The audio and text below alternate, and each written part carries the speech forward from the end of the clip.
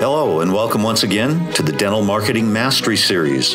This podcast is brought to you by dentalwebcontent.com and New Patients Incorporated. I'm Howie Horrocks, the founder of New Patients Incorporated.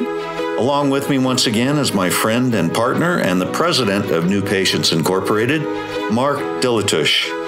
Welcome once again to our podcast. It's great to have you. And how you doing, Mark? You just got back from Maine, didn't you? I did. And the dragonflies were hatched and there were but no black flies, thankfully. Awesome. Yeah. Yeah.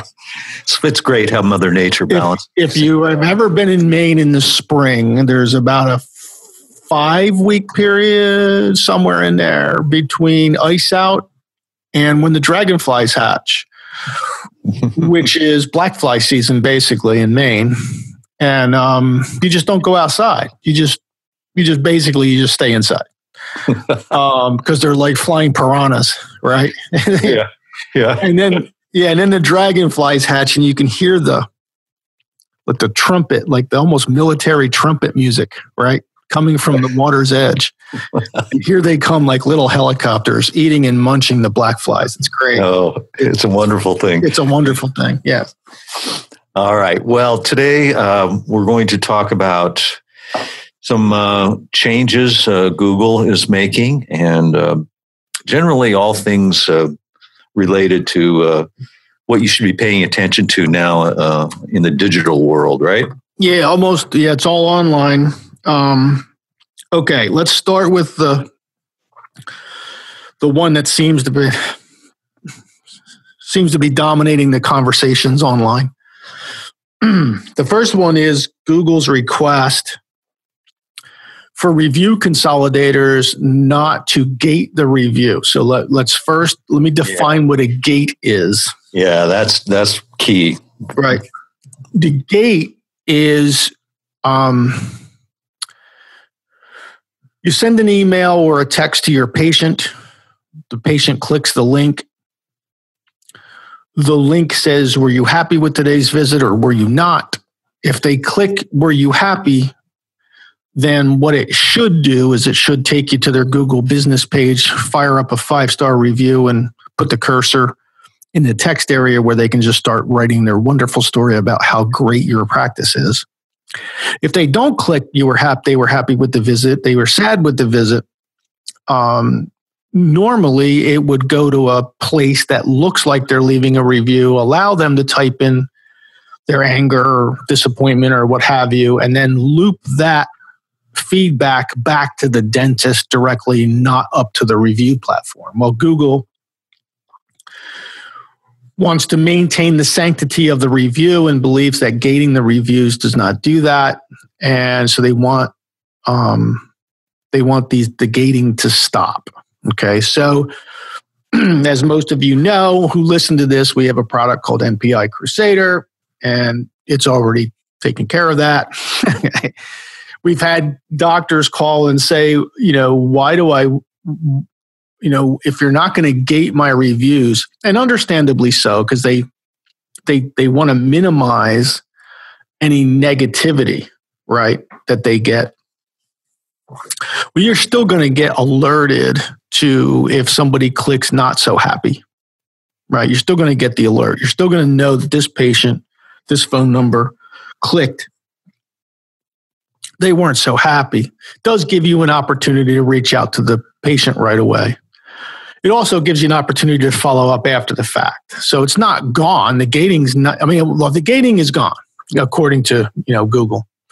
And Google's definition of gating is gone. So now if they hit, I was very satisfied, it's going to fire up the Google business page, click 5 stars and have them type in a response.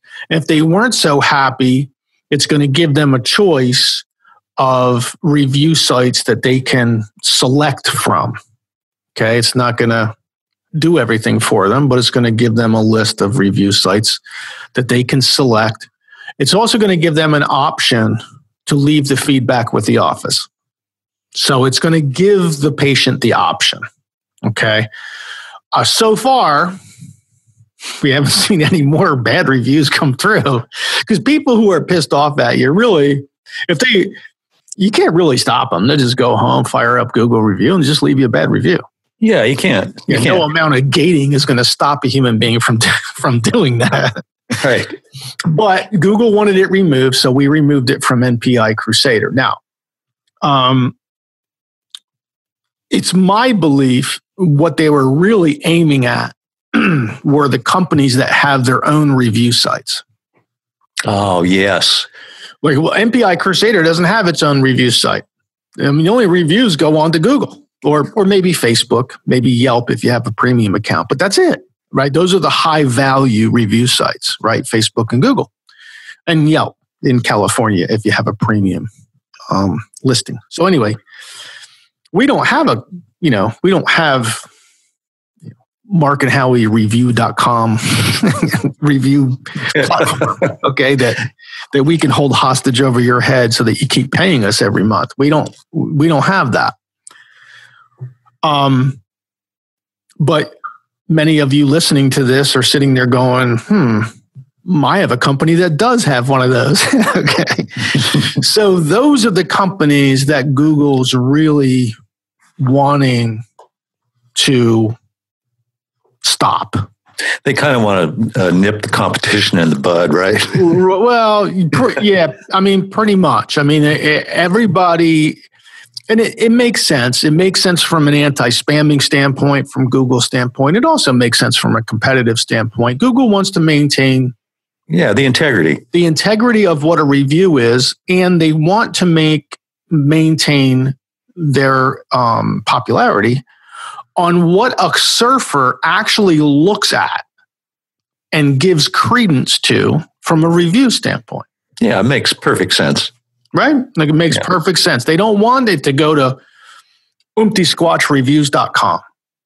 They want the consumer to get used to just simply looking at the number of reviews, looking at the stars, 4.8, and having the potential new customer make a very quick decision based on microscopic amounts of information, and they want it to be Google branded. Okay, so that's why they're doing it. That's what they're doing. And if you're an NPI Crusader client, you don't have to do anything. Just keep on being a dentist. Okay. Keep on keeping on. Right. Okay. So that's the Google review change. Google also has has a security change. Yeah, SSL certificates, right? Right. And whether or not you have a website through NPI, or you have a new website through NPI, or you have an old website, it doesn't matter. Or maybe you have a website through Tom, Dick, and Harry's website company. Google is going to look for what's called an SSL security authentication on your website. Like, I think it stands for Secure Socket Layer. Yeah, it's just like basically it's like a number, okay, like an account number. They're going to look for the SSL certificate, it's called, on your website when they crawl your website. In other words, Google goes out and copies your website, brings it back, looks at it. They're going to be looking for that certificate from now on. And if they don't find that certificate, they're going to automatically mark your website as potentially unsafe. Which would be bad. So, well, I mean, if it's not unsafe. Yeah, no, it's not good. Okay, no. I agree it's not good. It's potentially bad for people with their phones or tablets or their PCs who have, there's a little setting in there where you can get the notification for the, where it's like an interruptive screen that says this website might not be safe. You know. So if you have that marked off to do that on your phone or your tablet or your PC, potential new patients are going to get that when they visit a site that does not have an SSL certificate. So you might imagine all of us here at NPI, if it's one of our websites that we've done for you, or a young website, new, old, whatever, and you haven't done it yet, do it. And if it's not one of our websites and you're just, you're not a client and you're a client of somebody else's, get on the phone, talk to them, see what you got to do to get an SSL certificate. Okay. Yeah, and it's not like you've got a long time. I think they set the deadline July next month. So right, but before everybody, kind of runs off into the woods screaming. Okay, this is not a terrible process, and it's not expensive. No, guys, it's a phone call, and I don't know. I honestly don't know. It's like $8-10. It's not, it's not onerous, but it's definitely something you should attend to. Very good. We're going to take a short break here. Don't go away, and we'll be back to wrap this session up. Thank you. We'll be right back. Hey, Mark, we should tell people about this new product we have, NPI Command. Well, probably new to the podcast listeners, but not new to the customers who use it. So let me go through the finer points. NPI Command is a system we use. It's an artificial intelligence system that creates decisions on where dentists, our clients, should put their pay-per-click money when they do Google pay-per-click ad campaigns.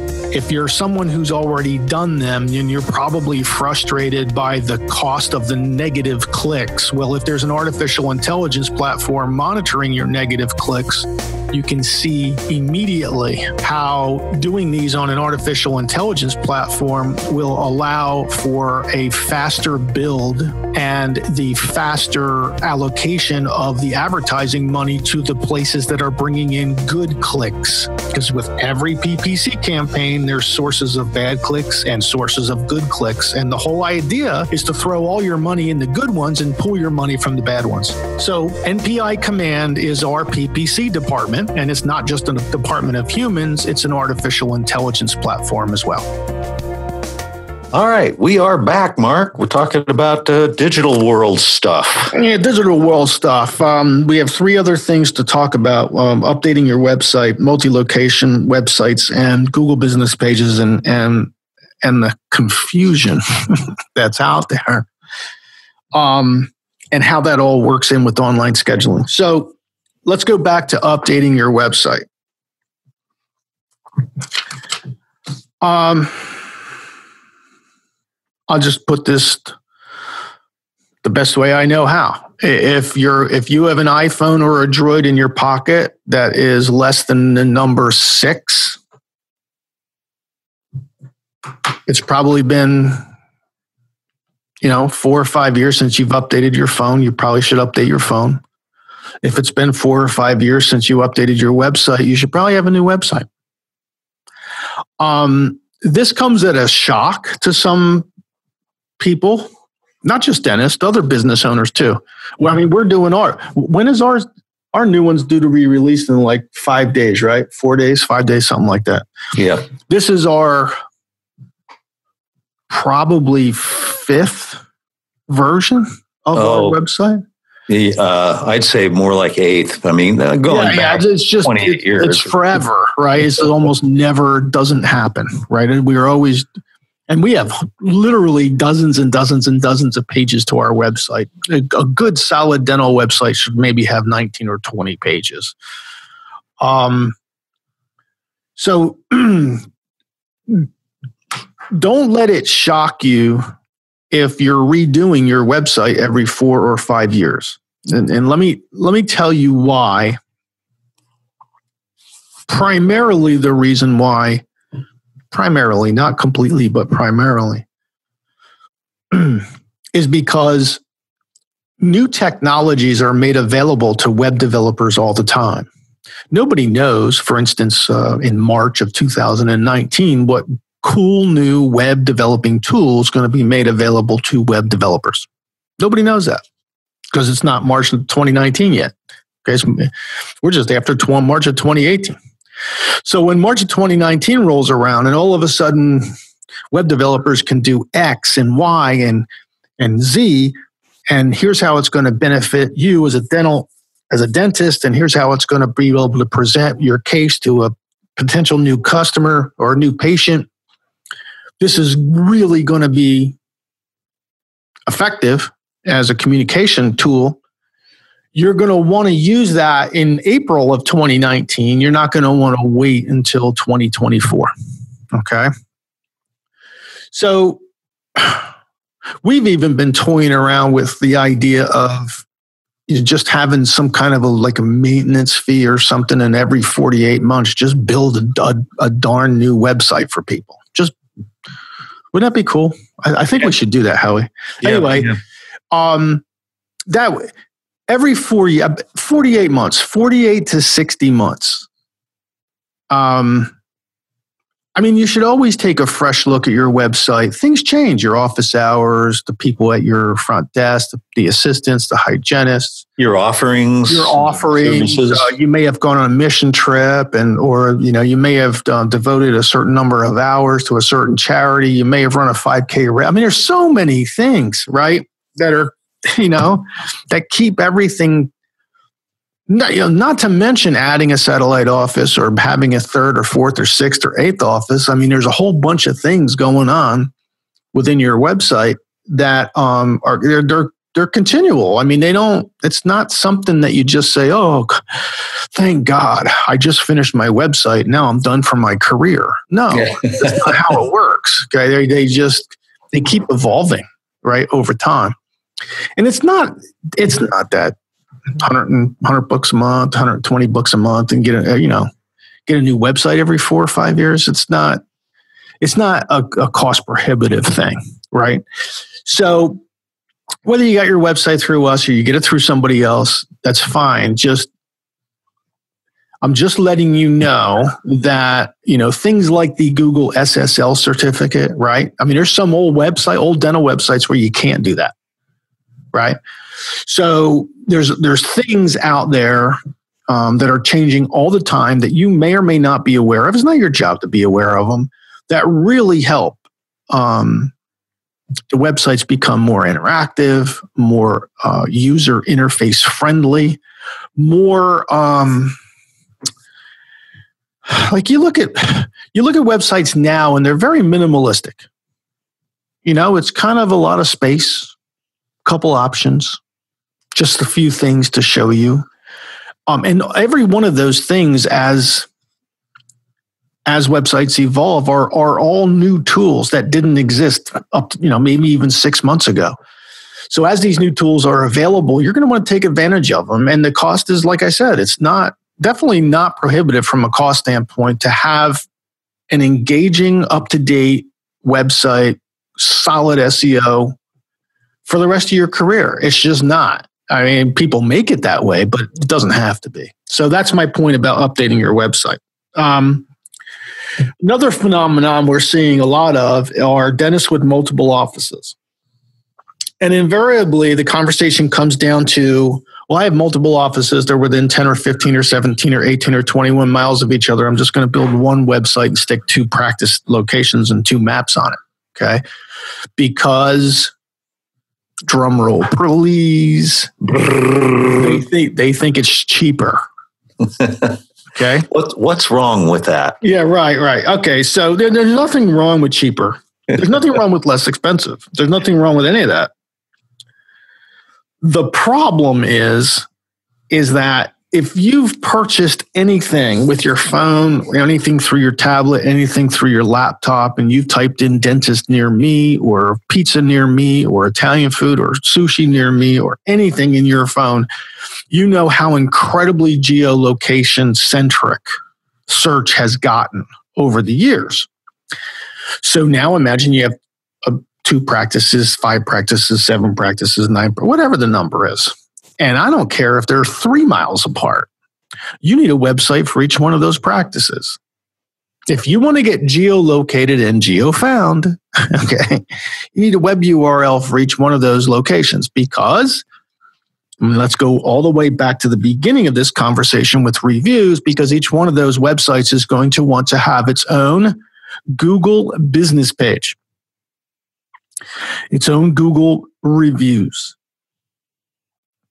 So you're going to want to have a separate website, a separate Google business account, separate reviews for every one of those locations.